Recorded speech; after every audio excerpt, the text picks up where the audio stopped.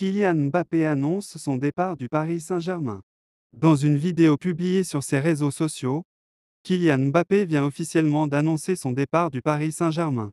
Et voilà, c'est désormais officiel.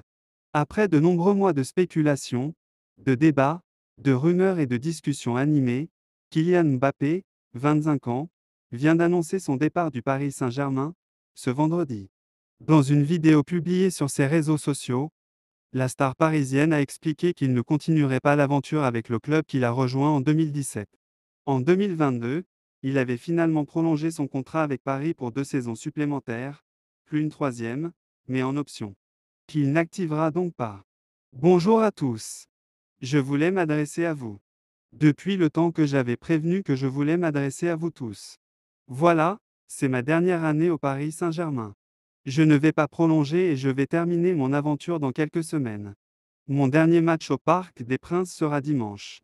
C'est beaucoup d'émotions, beaucoup d'années où j'ai eu la chance et l'immense honneur de faire partie du plus grand club de France, l'un des meilleurs clubs du monde, qui m'a permis d'arriver ici et de connaître ma première expérience dans un club avec beaucoup de pression, de grandir comme joueur en côtoyant certains qui étaient les meilleurs de l'histoire, des grands champions. De grandir en tant qu'homme aussi avec toute la gloire et les erreurs que j'ai pu faire, a-t-il d'abord expliqué en remerciant l'ensemble de ses entraîneurs, ses staffs, ses coéquipiers et ses dirigeants. Sans nommer Nasser Al-Khelaifi. Kylian Mbappé remercie le PSG. Mais oublie Al-Khelaifi. On aimerait remercier mes coéquipiers, l'ensemble des entraîneurs, Unai Henry, Thomas Tuchel, Mauricio Pochettino, Christophe Galtier et Luis Enrique. Les directeurs sportifs aussi, Leonardo et Luis Campo de m'avoir toujours accompagné. L'ensemble des gens du club, ce que les gens ne voient pas, les gens de l'ombre, les kinés, les intendants, les gens de la performance, ceux dans les bureaux et au campus. Il y a des personnes qui sont formidables, donnent tout pour le club, et qui méritent d'avoir cette reconnaissance. Malgré tout ce qui se passe en dehors, tout ce nuage médiatique, il y a vraiment des amoureux du club qui veulent le faire briller et le défendre. Et ça fait plaisir. Je sais qu'avec toutes ces personnes, le club est entre de bonnes mains. C'est difficile, je ne pensais que ça serait aussi dur d'annoncer ma décision de quitter mon pays, la France, la Ligue 1. Mais je pense que j'avais besoin de ça, d'un nouveau challenge après cette année. C'est difficile mais je voudrais aussi remercier les supporters par-dessus tout. Je sais que je ne suis pas le plus démonstratif, je n'ai pas toujours été à la hauteur de l'amour que vous m'avez donné pendant 7 ans. Mais je n'ai jamais triché et j'ai toujours voulu être performant. Le PSG est un club qui ne laisse personne indifférent. On peut l'aimer et le détester. J'ai choisi de l'aimer, a-t-il ajouté.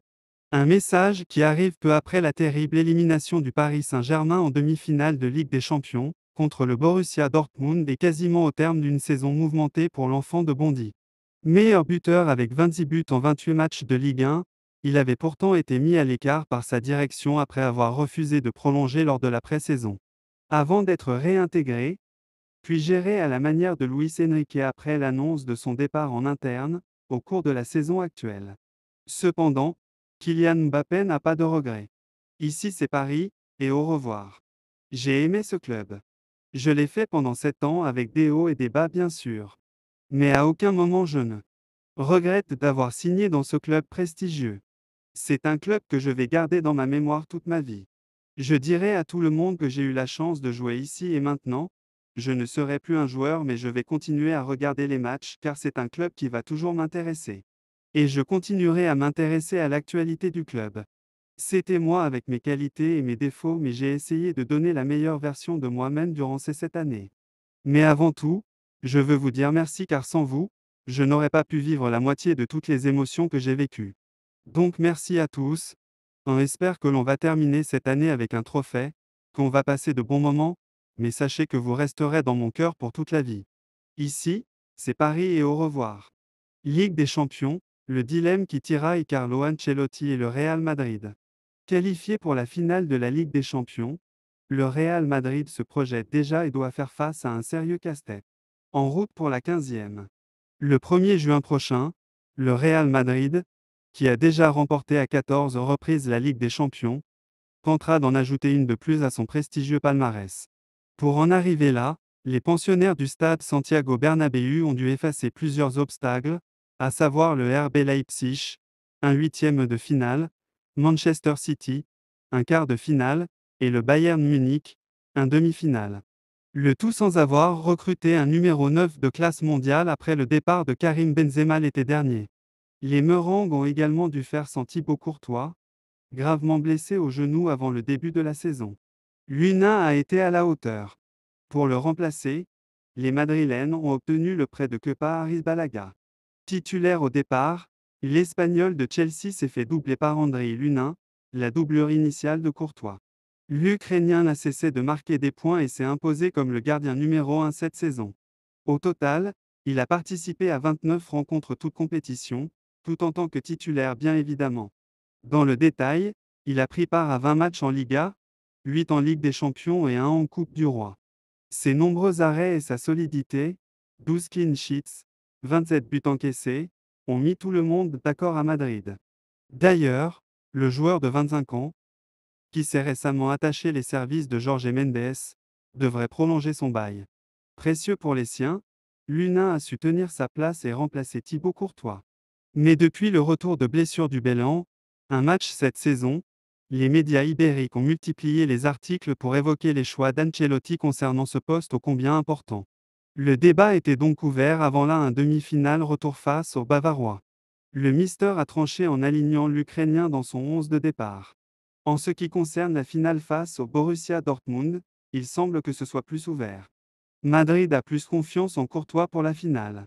Relvo explique ce vendredi que Carlo Ancelotti mais également Florentino Pérez estiment que le Real Madrid a plus de chances de remporter la finale avec Courtois dans les cages. C'est le numéro 1 et un portier habitué à gérer la pression liée à un tel événement.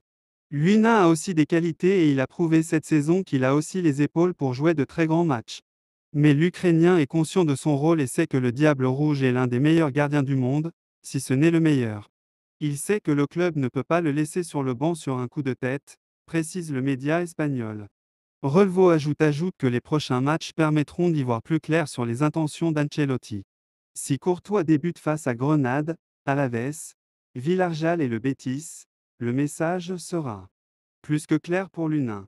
D'ailleurs, il y a eu ces derniers jours des conversations informelles à Valdebebas afin de savoir si Courtois devait démarrer ou non ou encore de savoir comment il se sentait avant de croiser le fer avec le Bayern Munich. Carlo Ancelotti et son staff, qui sont un peu embêtés par la situation, ont encore du temps pour réfléchir comme l'Italien l'a expliqué ce vendredi. Je ne veux pas entrer dans ce débat car j'ai presque un mois pour y réfléchir, je n'y ai pas pensé, il devra y réfléchir tôt ou tard.